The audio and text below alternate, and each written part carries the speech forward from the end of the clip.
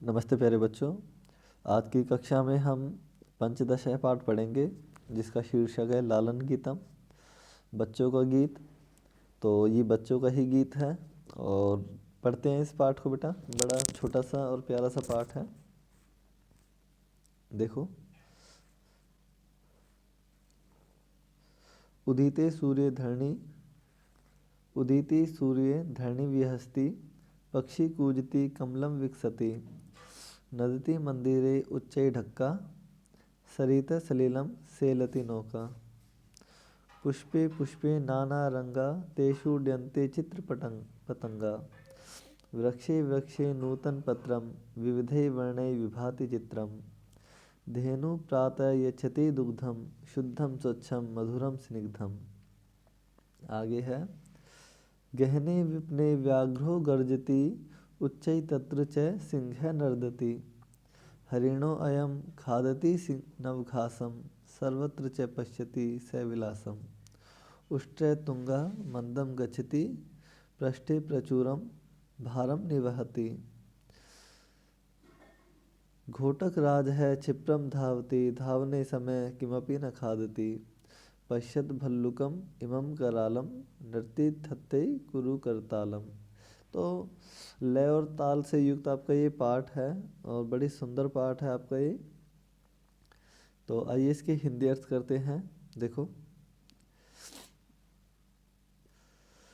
उदिते सूर्य धरणी विहस्ति, पक्षी कूजति कमलम विकसति। सूर्य के निकल जाने पर, उदित यानी निकल जाना, सूर्य के निकल जाने पर धरती हंसती है, पक्षी कूजते हैं और कमल खिलते हैं।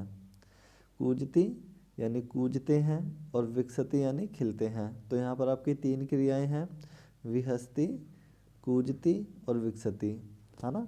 सीधा सा अर्थ आ रहा है इसका कि सूर्य के निकल आने पर धरती हंसती है, पक्षी कूजते हैं और कमल खिलते हैं।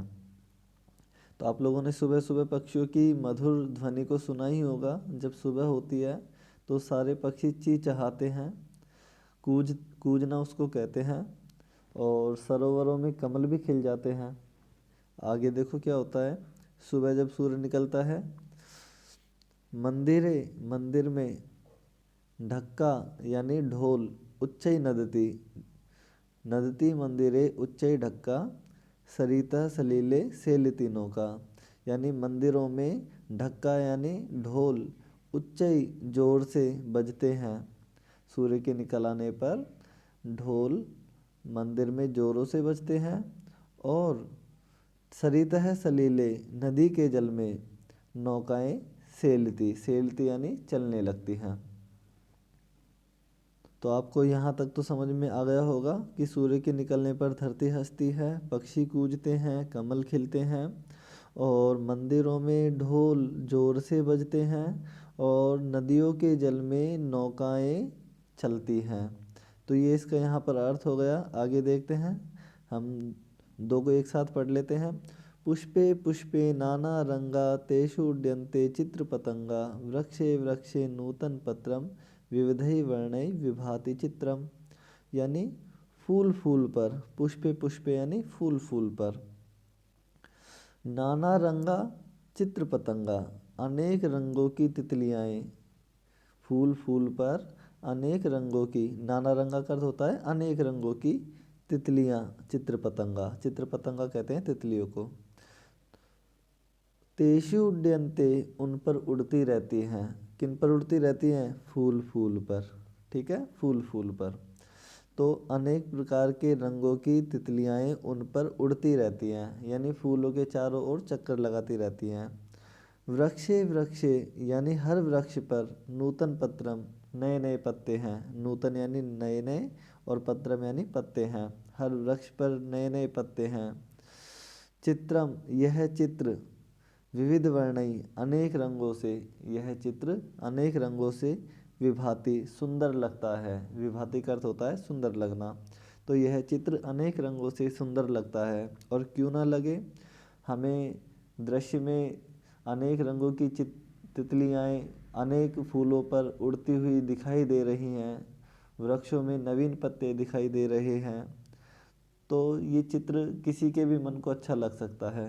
ठीक है, तो विविधै वर्णै अनेक रंगों से चित्रम यानी चित्र, विभाति यानी सुंदर लग रहा है। तो ये यहाँ तक हुआ आपका हिंदी अर्थ। इसके बाद आगे देखते हैं। धेनु प्रातयच्छति दुग्धम शुद्धम स्वच्छम मधुर स्निग्धम गहने विपने व्याघ्रो गर्जति उच्चै तत्र च सिंह नर्दति। इसका अर्थ होता है प्रातर, प्रातर यानी सुबह, धेनु यानी गाय, दुग्धम यच्छति दूध देती है, और सुबह ही गाय दूध देती है। और उसका दूध कैसा होता है, यहाँ दूध की विशेषताएं बताई गई हैं। शुद्धम शुद्ध होता है, स्वच्छम स्वच्छ होता है, मधुरम मीठा होता है, स्निग्धम चिकना होता है, यानी उस दूध में घी काफ़ी होता है। तो इसका हिंदी में अर्थ हो जाएगा कि सुबह गाय शुद्ध, स्वच्छ, मीठे और चिकने दूध को देती हैं। ये इसका हिंदी में अर्थ हो जाएगा। इसके बाद में आगे है। गहने विपने घने जंगल में व्याघ्रो गर्जती, जो बाघ है, टाइगर है, वो गरजता है, गर्जना करता है, दहाड़ता है। गहने यानी घने, विपिन, विपिन यानी जंगल में। तो विपिन आपका विशेष्य है और गहन इसकी विशेषता है कि जंगल तो है, लेकिन जंगल कैसा है, क्या विशेषता है कि वो घना है, काफ़ी गहरा जंगल है।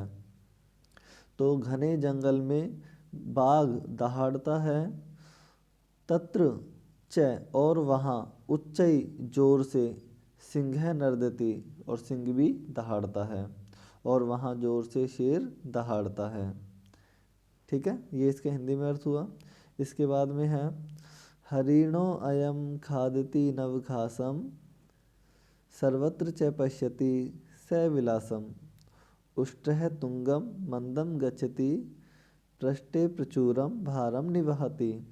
हरिणो अयम यह हरिण, हरिण यानी मृग, मृग यानी हिरण, यह हिरण नव घासम खादती नई घास को खाता है। यानी सुबह सुबह जो दृश्य होता है, घास पर ओस की बूंदें होती हैं, नवीन घास तैयार हो जाती है रात भर में, तो यह हरिण नई घास को खाता है। सर्वत्र च और सभी जगह, सर्वत्र यानी और सभी जगह, स विलासम पश्यति विलास पूर्वक देखता है, आनंद पूर्वक देखता है। ठीक है, इसके बाद में है। उष्ट्रः तुंगः मंदम गच्छति। उष्ट्र है यानी ऊंट, तुंग है का मतलब होता है जिसकी पीठ ऊंची होती है, ऊंची पीठ वाला ऊंट। मंदम गच्छति धीरे धीरे चलता है।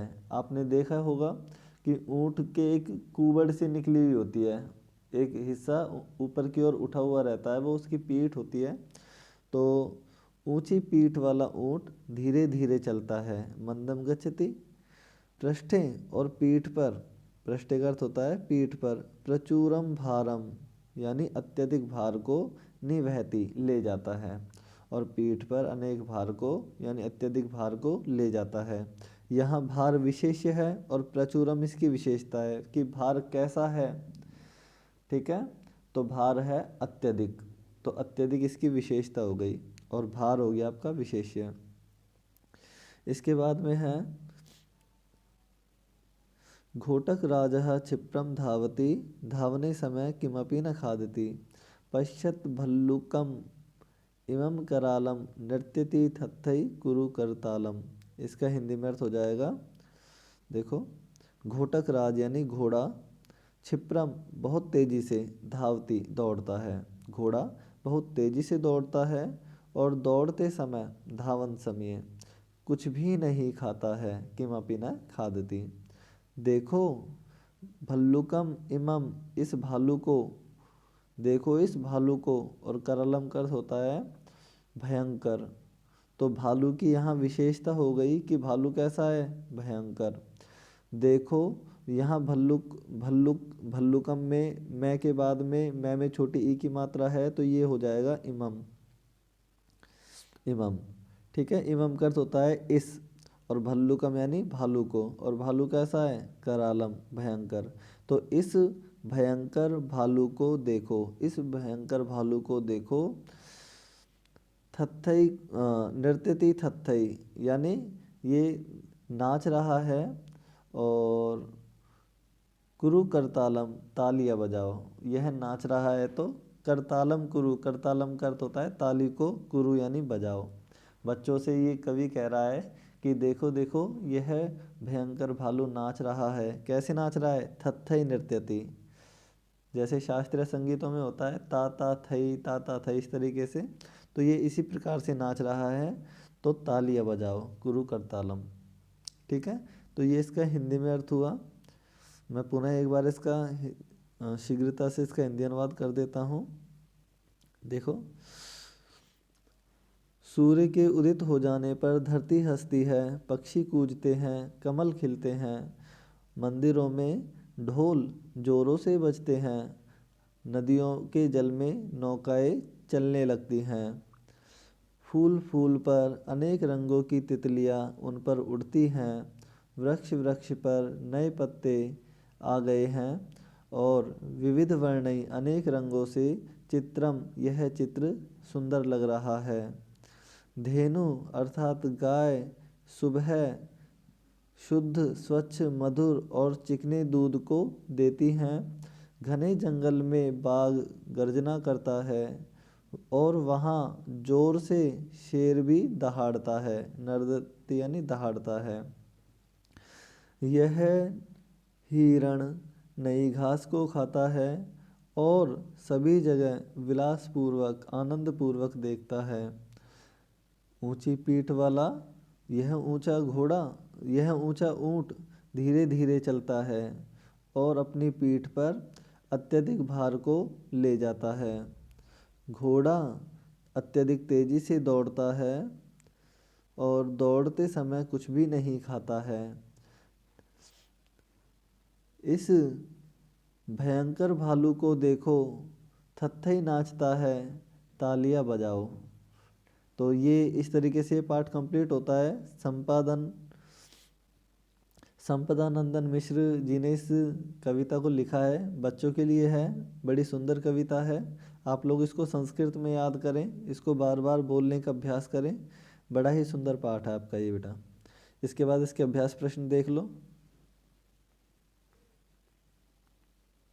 देखो, एक पद में उत्तर देना है। का विहस्ती, कौन हंसती है? तो उत्तर हो जाएगा एक पद में धरणी, धरती हंसती है। किम विकसती, क्या खिलते हैं?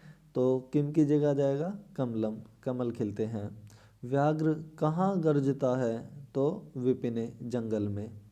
अब उसने ये नहीं पूछा कैसे जंगल में, अगर ऐसे पूछा होता तो गहने उत्तर आ जाता, घने जंगल में।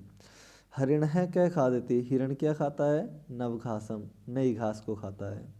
इसके बाद में है मंदम क्या गच्छति, यानी धीरे धीरे कौन चलता है? उष्ट्र है, ऊँट। तो ये इसके प्रश्न हुए। इसके बाद में प्रश्न 3 है, प्रश्न का निर्माण करें। देखो, हम प्रश्न का निर्माण करेंगे। नौका, यहाँ नौका है अंडरलाइन, इसी को हम प्रश्न बनाएंगे। तो नौका स्त्रीलिंग का शब्द होता है और प्रथमा विभक्ति का एक वचन है। नौका, नौके, नौकहा, नौका, नौके और नौकहा।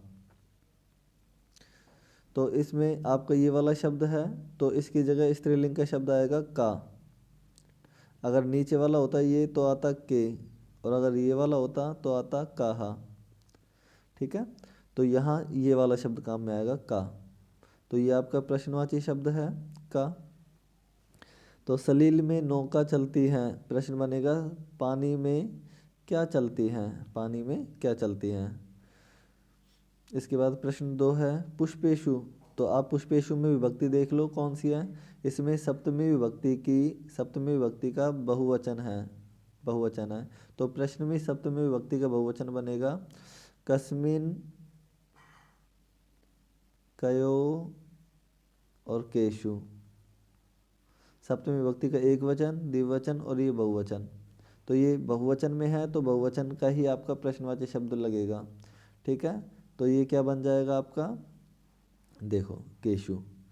और चित्रपतंगा, डयंते डयंते, ये सेम होते हैं। बाकी क्वेश्चन मार्क आपका लग ही जाएगा जब आप प्रश्न बना ही रहे हैं तो फूलों पर तितलियां उड़ रही हैं, किन पर, केशु यानी किन पर तितलियाँ उड़ रही हैं। इसके बाद में है प्रश्न क्या है, देखो उष्ट्र है, उष्ट्र है, देखो राम है, रामौ रामः, राम है, रामौ और रामः, ऐसे ही है उष्ट्र है, उष्ट्रौ और उष्ट्रः। तो ये पुल्लिंग का शब्द है, उष्ट्र है, और ये प्रथम विभक्ति का एक वचन है। ठीक है, तो पुल्लिंग का ही प्रश्नवाची शब्द लेंगे हम और प्रथम विभक्ति का एक वचन लेंगे। तो इसका प्रथम विभक्ति का एक वचन हो जाएगा कै, द्विवचन हो जाएगा कौ और बहुवचन हो जाएगा कहा। तो आपको कै ही लगाना है। तो उष्ट्र की जगह आपका क्या आ जाएगा, कै है, और इसके बाद में आपका लग जाएगा पृष्ठे भारम वहति, पृष्ठे भारम वहति। आपको केवल एक अक्षर लगाना है ये, और क्वेश्चन मार्क आ जाएगा। ऊँट पीठ पर भार को ले जाता है, कौन पीठ पर भार को ले जाता है। धावन समये, दौड़ने के समय, जब भी समय का प्रयोग होगा तो आपको प्रश्न में लगाना है कदा, कब। यहाँ है दौड़ने के समय, तो प्रश्न बनेगा कब। अश्व किमपि न खादति, घोड़ा कुछ भी नहीं खाता है, तो कदा अश्व किमपि न खादति, कुछ भी नहीं खाता है। तो ये प्रश्न बन जाएगा। इसके बाद में सूर्य, अब आपको सूर्य में विभक्ति देखनी होगी। आपको यदि पता है राम है, रामम, रामेण, रामाय, रामात, रामस्य, रामे, ये सप्तमी विभक्ति का एक वचन है, सप्तमी विभक्ति का एक वचन। ऐसे ही सूर्य है, सूर्यम, सूर्येण, सूर्याय, सूर्यात, सूर्यस्य, सूर्ये, ये भी आपका सप्तमी विभक्ति का एक वचन है। तो आपको प्रश्न भी सप्तमी विभक्ति के एक वचन का ही प्रश्न आपको लेना है, प्रश्नवाची शब्द लेना है। तो कह, कम, केन, कस्मै, कस्मात, कस्य, और फिर सप्तमी का आएगा कस्मिन। ये आपका सप्तमी का एक वचन है कस्मिन। तो कस्मिन शब्द यहाँ प्रयोग होगा। सूर्य, सूर्य की जगह क्या आ जाएगा, कस्मिन। सूर्य के उदित होने पर धरती हंसती है, सूर्य के निकलने पर। किसके निकलने पर धरती हंसती है, उदिते धरणी व्यस्ति, उदिते धरणी व्यस्ति, ये एडिटिव आएगा। ठीक है, तो ये प्रश्न निर्माण है, आप इनको करेंगे। इसके बाद में आगे देखो, समानार्थक पदों को लिखना है। धरणी, धरणी किसे कहते हैं, पृथ्वी को। करालम का अर्थ होता है भयंकर। सलील जल को कहते हैं। विपिन वन को कहते हैं। हरिण मृग को कहते हैं। और मंदिर देवालय को कहते हैं। ठीक है, इसके बाद आगे देखो, विलोम पद को आपको मिलाना है। मंदम का यानी धीरे धीरे का क्या होगा, धीरे धीरे का हो जाएगा आपका जल्दी जल्दी। देखो क्षिप्रम। ऐसे ही निश्चय का, निश्चय यानी नीचे, उच्च यानी ऊंचे। कठोर का अर्थ होता है कठोर, मजबूत, और स्निग्ध का मतलब होता है चिकना। ठीक है, तरल पदार्थ। पुरातन, पुराना, नूतनम, नया। अपर्याप्त यानी इनसफिशियंट, और पर्याप्त यानी सफिशियंट। इसके बाद में है अनुचित कथनों के समक्ष हाँ ना, और उचित कथन के समक्ष हाँ कहें।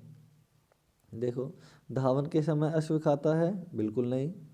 उष्ट्र पीठ पर भार को नहीं ले जाता है, बिल्कुल नहीं, ले जाता है जबकि वो तो ये वाक्य गलत है। शेर धीरे से दहाड़ता है, तो ये भी गलत है, वो तो ज़ोर से दहाड़ता है। फूलों पर तितलियाँ उड़ती हैं, तो बिल्कुल सही है, आम। वन में बाघ गरजता है, तो बिल्कुल सही है, आम। और हिरण नहीं, नई घास को नहीं खाता है, तो ये गलत है, वो तो नई घास को ही खाता है ना। इसके बाद में यहाँ आपको ये परिवर्तन करने हैं, शब्द रूप बनाने हैं। जैसे इसने इंडिकेट किया है, चित्र पतंग है, ये प्रथमा विभक्ति का एक वचन है, इसको प्रथमा विभक्ति का बहुवचन में कन्वर्ट करना है। तो पतंग है, पतंगौ, पतंगहा। तो यहाँ देखो आप, पतंगहा शब्द किया हुआ है ना। चित्र तो लगेगा ही लगेगा, पतंगहा। भल्लुक है प्रथम विभक्ति का एक वचन है, इसका तृतीय विभक्ति का एक वचन होगा। देखो भल्लुक है भल्लुकम, भल्लुक है भल्लुकऊ भल्लुकः, और भल्लुकम भल्लुकऊ भल्लुकान, और तृतीय का एक वचन हो जाएगा भल्लुकेन। ठीक है, भल्लुकेन। उष्ट्र है, उष्ट्र है प्रथम विभक्ति का एक वचन है, ये सारे प्रथम विभक्ति के एक वचन है। ठीक है, उष्ट्र है। तो यहाँ सारे के सारे जो शब्द रूप चलेंगे वो राम के अकॉर्डिंग चलेंगे या बालक के अकॉर्डिंग चलेंगे। देखो जैसे राम का पंचमी विभक्ति का द्विवचन क्या होता है, रामाभ्याम, ऐसे ही उष्ट्र का हो जाएगा उष्ट्राभ्याम। हरिण है सप्तमी, ये प्रथम विभक्ति का एक वचन है, इसको सप्तमी का बहुवचन बनाना है। तो बहुवचन सप्तमी का, तो उसमें शु लगेगा, जैसे हम बनाते हैं रामेशु, ऐसे ही क्या बनेगा यहाँ हरिणेशु। हरिण का क्या हो जाएगा हरिणेशु। आगे देखो व्याघ्र है, तो इसका द्वितीय विभक्ति का एक वचन बनाना है। तो द्वितीय विभक्ति के एक वचन में हमेशा मैं लगता है, ध्यान रखना ये बात। ठीक है, तो व्याघ्र का हो जाएगा व्याघ्रम। घोटक राज है और इसका संबोधन का एक वचन बनाना है। तो जैसे राम का संबोधन का एक वचन होता है हे राम, और उसमें विसर्ग नहीं आता, तो यहाँ हो जाएगा हे घोटक राज, और इसमें विसर्ग नहीं आएगा और आपका एक्सक्लेमेशन मार्क आएगा। ठीक है, तो इसके बाद में फिर प्रश्न 8 है, वाक्यों की रचना करनी है हमें। तो ये आप चित्र देख लो, इसमें सूर्य निकल रहा है, बच्चे खेल रहे हैं, पक्षी भी उड़, देखो सूर्य भी निकल रहा है, बच्चे खेल रहे हैं, पक्षी उड़ रहे हैं, है ना। और तितलियाँ देखो ये उड़ रही हैं फूलों के ऊपर। तो ये बहुत सारे हमारे पास में सेंटेंस हैं, इनको हम बना लेते हैं। देखो यहाँ पहले से इसने हमें ऑप्शन दिए हुए हैं। तो देखो सूर्य उदेति, सूर्य उगता है निकलता है। कमलानी, बहुत सारे कमल विकसंती खिलते हैं, कमलानी विकसंती। चित्र पतंगाः, यानी बहुत सारी तितलियाएँ डयन्ते उड़ती हैं। ठीक है, उड़ती हैं। बालाः, बहुत सारे बालक क्रीडन्ति खेलते हैं, तो बहुत सारे बालक खेलते हैं, ये यहाँ पर है। और खगः, खगः ये क्या करते हैं कूजन्ति, यानी पक्षी कूजते हैं। तो ये आपके सेंटेंस हुए। इसके बाद में आपका ये पाठ यहाँ पर कंप्लीट होता है। आप इनके प्रश्नों को अच्छे से अभ्यास करें, बड़ा अच्छा पाठ है आपका, ये प्यारा पाठ है। और कोई समस्या हो तो आप मुझे मैसेज करें। थैंक यू बेटा।